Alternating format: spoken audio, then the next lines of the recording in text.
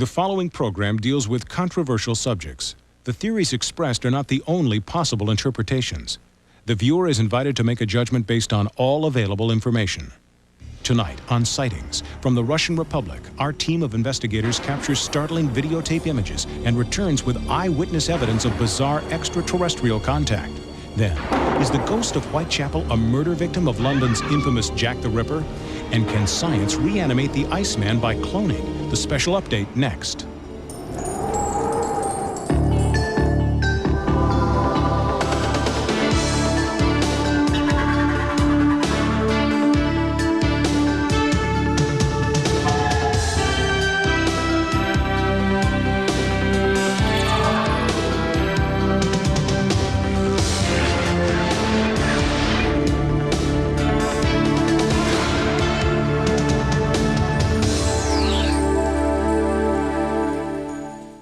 Welcome to Sightings. I'm Tim White. The defeat of communism in the former Soviet Union has had wide-ranging consequences. For our Sightings investigative team, it has meant unprecedented access to secret documents and exclusive interviews about one of the most controversial UFO sightings in history. In the first of a series of reports from inside Russia, our search for the truth about a mysterious place known as the M Triangle. The Republic of Russia is the heart of the new Commonwealth of Independent States that was once the Soviet Union. On a daily basis, new information is released to the people of this country about the previous government's clandestine activities. One of the most unlikely activities was a well-organized government effort to research UFO phenomena.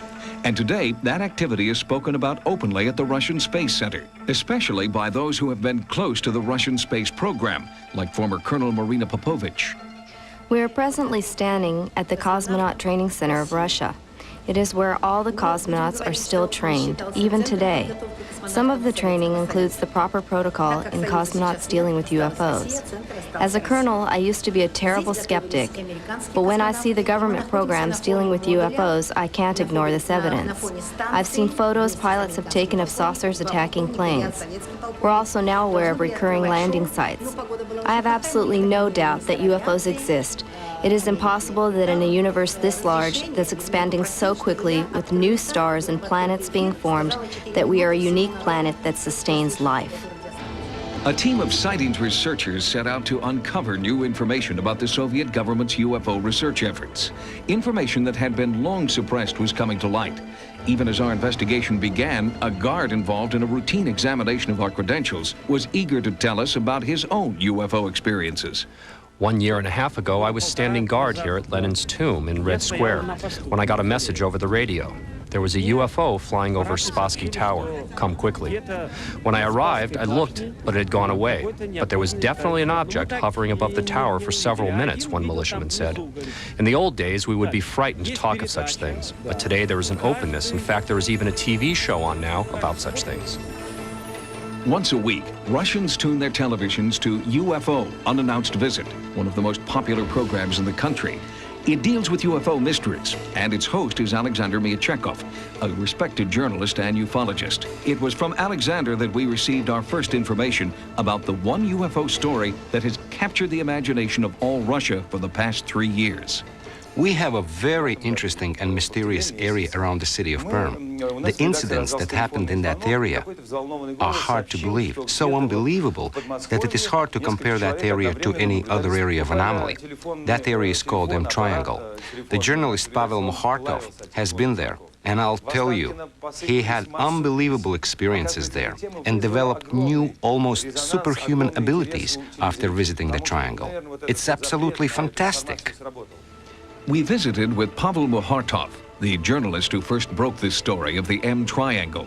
He's a man with no formal scientific training, but he believes he encountered mysterious forces in the M Triangle zone that gave him new abilities and knowledge, the knowledge that would eventually lead him to the Russian space program. I grew up a slight man. My health was never good.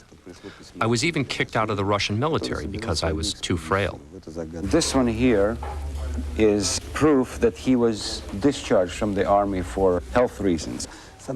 After I was discharged from the military, I worked for a newspaper as a reporter. I started reading letters about the M Triangle zone. He found documents in archives that one of the KGB agents started to write reports to his superiors that strange phenomena started to appear. There were many UFO sightings, sudden insanity, and dangerous levels of radiation. My editor sent me there to cover the story. Wild feelings came over me, strange photos were taken, and many in the group fell ill. These are the photos taken at night. That's what they saw during the night, flying and hovering above them. For me, the M Triangle story is good. I developed great knowledge about aerospace and about physics, and my health improved. I quit the newspaper and was immediately accepted into the Soviet space program. The M Triangle changed my life. I am no longer slight. Now I am a cosmonaut. The M Triangle is an area considered to be a hotbed of UFO activity. It is located in a remote area 600 miles east of Moscow in the Ural Mountains. Eyewitnesses have reported strange craft, mysterious light phenomena, and encounters of the third kind with translucent beings. There are even journals and books devoted to the ongoing sightings in the M Triangle. When Muhartov first wrote about it, I was skeptical. It was too obvious that everyone who lived in the area saw all this extraterrestrial activity. Many suggest that the area is high in mercury deposits, and this is causing hallucinations. But could it be, to the extent that people are seeing signs and letters in the sky? There must be something there. Before our own sightings investigation at the M Triangle, we stopped at the Commonwealth Ufological Center, a government agency on the outskirts of Moscow dedicated to UFO research. Each day we process 15 to 20 UFO reports at our offices, including those from the M Triangle. We know of the dangers of this zone and that science has not been able to establish the truth about UFOs in the zone. But that doesn't rule out the health hazards. My advice to you is to get in and get out of that dangerous zone. It's just not safe. Working in Russia was made more difficult by the lack of provisions we found available. This is a typical grocery store in Russia during business hours, a grim reminder of the upheaval still going on in the new republics. There may be a free market now, but red cabbage is still too expensive for most shoppers. The harsh conditions bear silent witness to the character of the Russian people who endure this hardship on a daily basis. After a 2.5-hour jet flight into the Ural Mountains, the research team flew an additional 90 minutes by helicopter. We agreed to comply with the government's request that we remain in the M Triangle for 24 hours only. The government warned us of dangers there. People who had reportedly gone mad, lost their eyesight, or disappeared completely. We first landed in a small village just outside the M Triangle to see if we could find eyewitnesses to the bizarre phenomena in the region. What we found was a village out of the 1890s with people who told stories right out of Star Wars. I was walking my grandmother home when we both saw a red flash coming from that zone. Lots of my friends have seen that too. Mysterious things that fly in the sky here are common. I don't even listen anymore to such old news. I've seen these saucers numerous times. To say that they are nonsense is nonsense. We know what we see. We found no one who had been adversely affected by the reported paranormal activity. We then proceeded on the final leg of our journey into the M Triangle, accompanied by Emil Bakurin, ufologist and author of the Russian bestseller, UFOs, Explanation of the Unexplained. I've written a book about the zone because there have been so many strange experiences here by believers and skeptics alike. Near our tent, one group saw translucent fireballs that chased them into the woods and burned them seriously.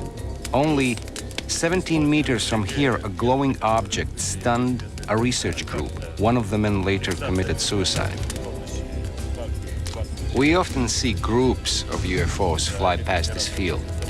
Sometimes they disappear, sometimes they land and leave radiation. The UFOs sighted here have yet to be fully explained. The strange light phenomena, however, are thought to be the result of geomagnetic anomalies evident in the area, known to scientists as lightning balls. We've used very sensitive equipment that measures and reacts to electricity in a battery from as far as 100 meters. But the same piece of measuring equipment wouldn't react to those energetic balls that we've observed. Therefore, we conclude that the energy is not of an electromagnetic nature. The light phenomena are best seen at night.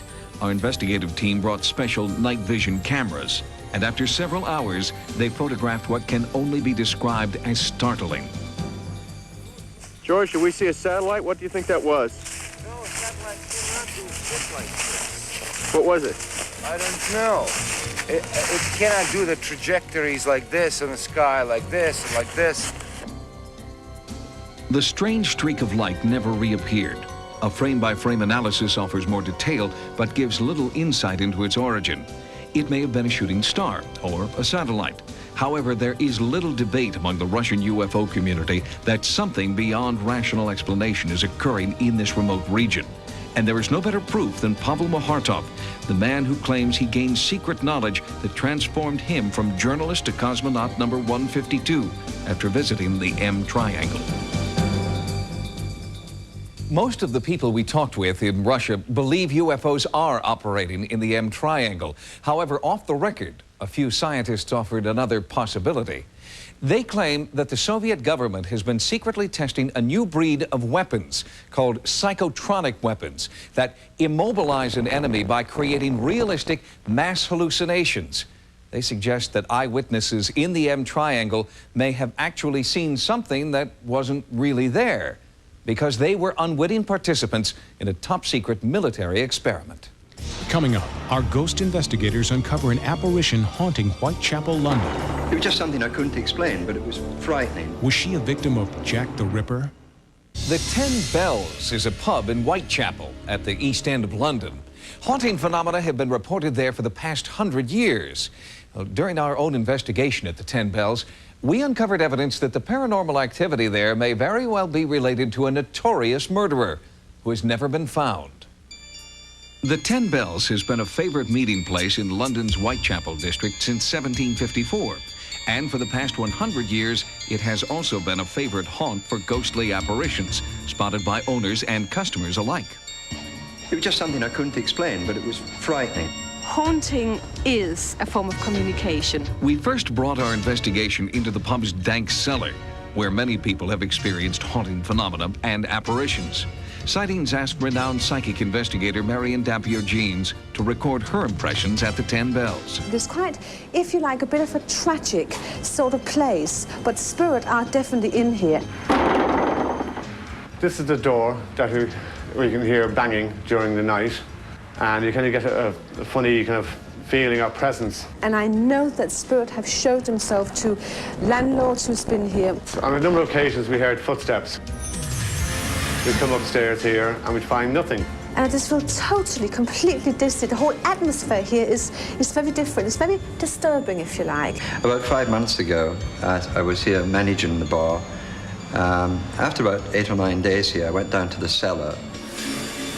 When I got down to the bottom of the stairs, I went over to the right. Very briefly, I got a glimpse of a woman in sort of old-style clothes.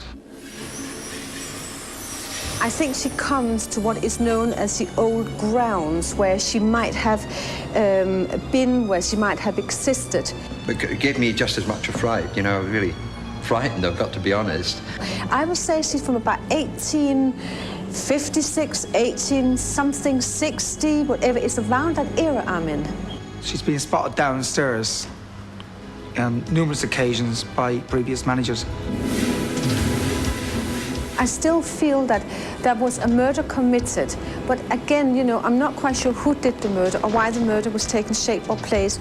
This place used to be frequently used by the ladies of the night, going back to Jack the Ripper's time. Young lady, 5'2" tall, she said lives. It's been proved that Elizabeth Stride did drink here.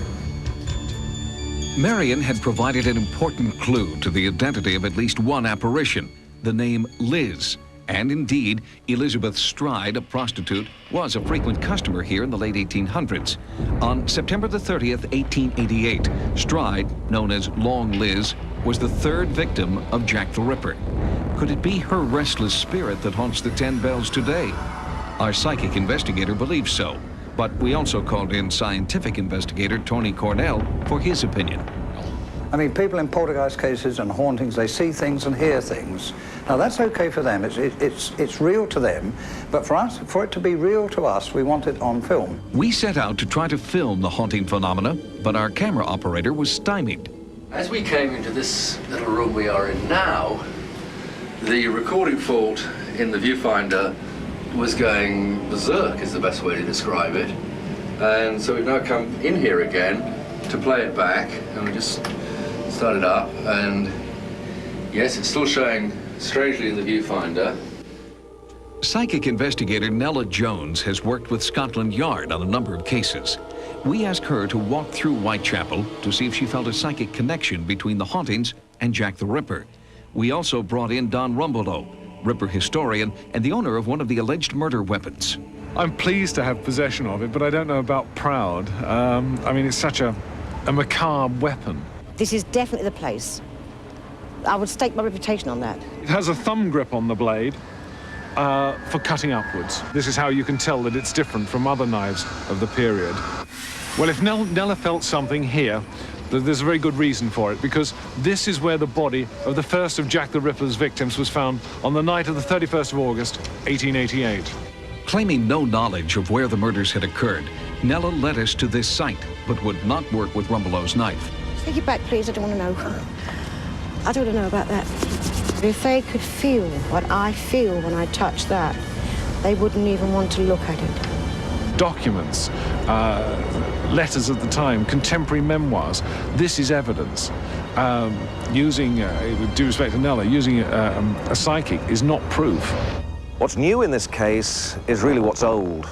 It was author and historian Paul Begg who was finally able to shed some new light on this dark subject. 30th of September 1888 was the night of the double event when Jack the Ripper killed 2 women within an hour.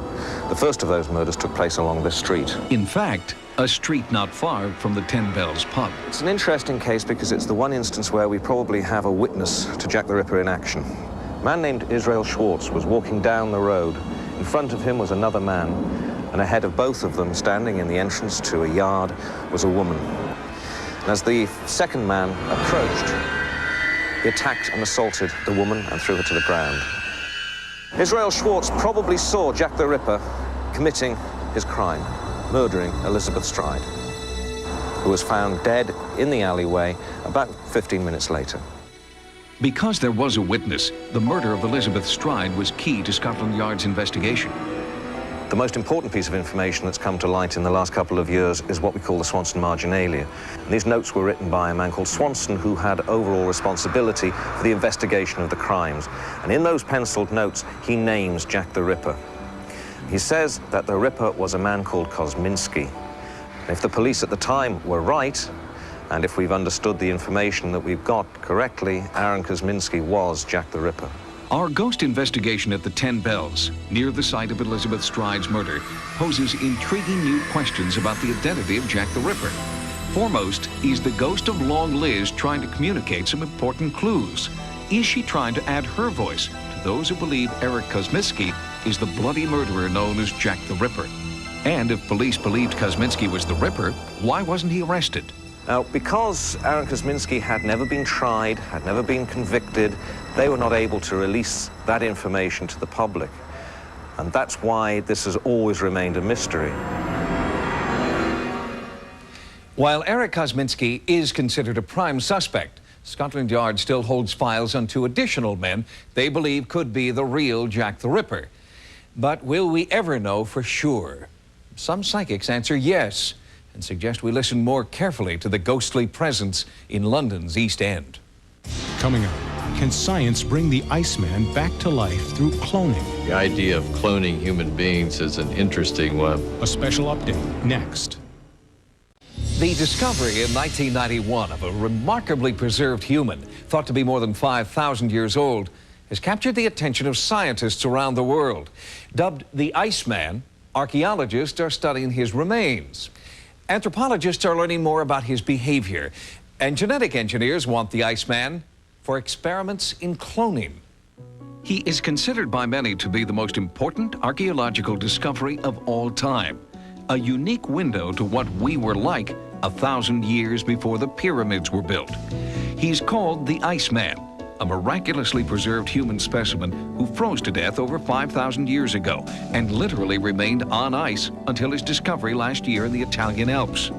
Unlike mummies and other bodies found after burial, the Iceman was flash frozen as he lived, resulting in a kind of ancient snapshot of the late Stone Age. He doesn't look quite so dead. He's still got the flesh on him.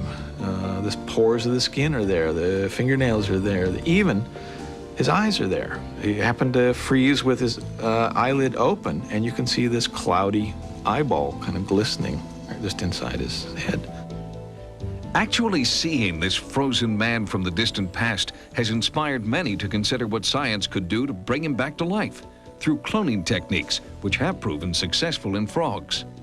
Frogs were cloned, and they were all identical extuplets of the original frog that was cloned, but that frog was a tadpole, and when you try to clone the adult stage of that same frog, nobody could do it. Something happens to the cells, to the DNA, that makes them unclonable. The idea of cloning human beings is an interesting one, but it's a largely theoretical concept at this juncture. But theoretical concepts, science fiction to some, often become science fact. So what could we expect if cloning experiments with the Iceman are successful?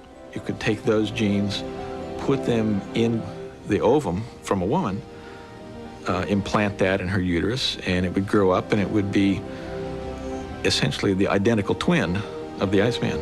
Unfortunately, he would not know a thing about life in the late Neolithic. Cloning the Iceman's body may become a future reality, but cloning his mind and the memories it contains is likely to remain the ultimate scientific puzzle. Input from viewers is an important part of our sightings investigations. If you videotape or photograph what you believe to be paranormal activity, our sightings investigative team wants to know about it. To report your sightings, call 1-900-740-SIGHT. Each call 75 cents a minute. Average call lasts 2 minutes, and you must be 18 years or older. Again, the sightings hotline is 1-900-740-7483. Next, sightings. The hunt for ghosts leads us to Alcatraz, where our paranormal investigator uncovers haunting evidence. There are at least 100 ghosts here. Plus mass UFO sightings in Mexico on the next Sightings. Join us next time for new investigations into the unexplained. For Sightings, I'm Tim White.